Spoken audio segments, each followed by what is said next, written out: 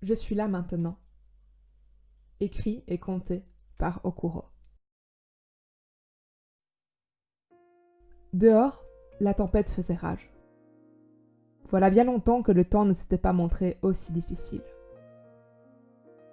Enroulé dans une couverture moelleuse et chaude, une tasse de chocolat fumante dans les mains, Al grelottait pourtant de froid. Le visage tendu, les mains crispées. Dans cette grande maison austère et à peine meublée qu'elle avait héritée, suite au décès de sa grand-mère, elle regardait les flocons de neige tournoyer par la fenêtre. Il faisait presque nuit et il n'y avait pas âme qui vive. Ce qui fut jadis un village plein de vie avait tout bonnement été déserté. Et elle détestait cet endroit, vide et en ruine. Elle le détestait d'autant plus qu'il était le seul endroit où elle pouvait rentrer. Al ruminait seule. La solitude lui pesait toujours plus les soirs de fête. Elle sourit, amère. Sa famille devait festoyer gaiement à l'heure qu'il était, avec les autres survivants, sans elle. Cela devait faire 1 an qu'elle était isolée, peut-être plus, depuis que la pandémie s'était déclarée et qu'elle avait contracté le maudit virus. Le FFID était tombé sur le monde sans mise en garde et silencieusement. On ne comprenait que très mal ce qui faisait qu'il contaminait certaines personnes et pas d'autres, et les symptômes étaient tout aussi variés. Certains perdaient leur faculté cérébrale de façon très progressive. D'autres voyaient leur corps se détériorer à vue d'œil, parfois jusqu'à la mort. Et pour le reste des contaminés, c'était la capacité de réflexion et de contrôle de soi qui était altérée, jusqu'à devenir incontrôlable. La seule constance, c'était le temps. Au bout de 6 mois maximum, les effets quels qu'ils soient étaient indéniablement observables. Sauf pour Al.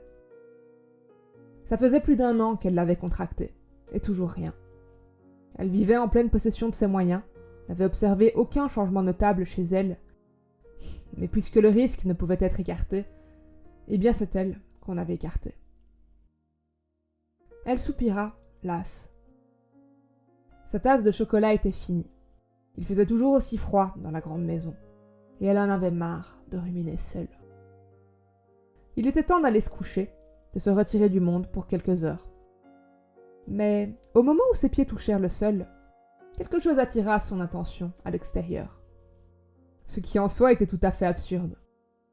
La nuit, froide et sombre, n'invitait pas franchement à la balade.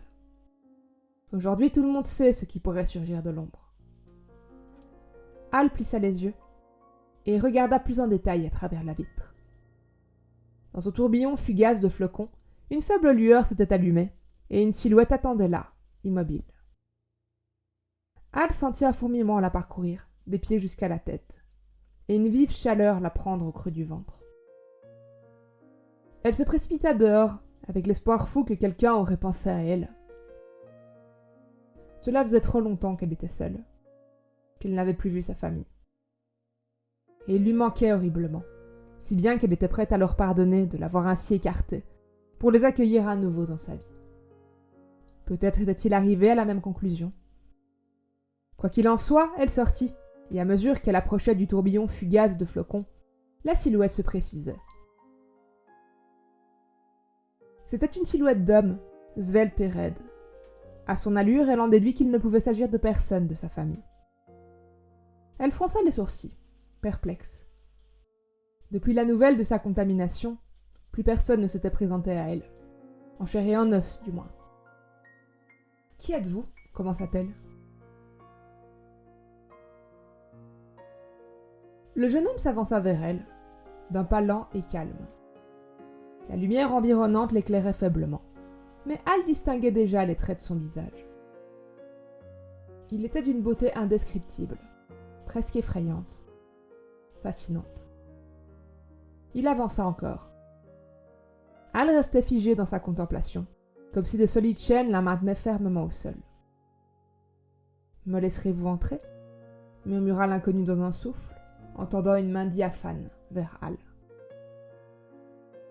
Pour une raison étrange, Al sentit un certain bonheur l'envahir. Elle saisit la main de l'inconnu. Elle était froide. Bien trop froide, même pour une journée d'hiver. Cependant, elle l'invita à entrer et le fit asseoir sur le canapé, le même depuis lequel elle avait scruté la nuit seule, quelques minutes plus tôt. Elle n'avait plus eu de visite depuis longtemps. « Je suis contaminée », avoua-t-elle. Elle ne voulait pas prendre cet inconnu en traîtrise. Bien que sa présence lui réchauffe le cœur, elle lui devait la vérité. L'inconnu sourit faiblement, comme s'il savait déjà tout. Et Hal sentit son cœur se serrer, avant d'être frappé par l'étrangeté de la situation. Elle avait fait entrer un inconnu chez elle, elle qui était d'ordinaire si méfiante, et l'avait fait asseoir dans son fauteuil, sans plus de cérémonie. Elle se sentit terriblement honteuse et baissa les yeux. Était-ce la solitude qui la faisait agir aussi étrangement? L'inconnu s'approcha alors d'elle et la serra dans ses bras. Sur son corps, Hal sentit la morsure du froid. Mais dans son cœur, un apaisement qu'elle n'avait plus connu depuis longtemps. Elle ferma les yeux pleines de gratitude. « Je suis là maintenant », murmura le jeune homme.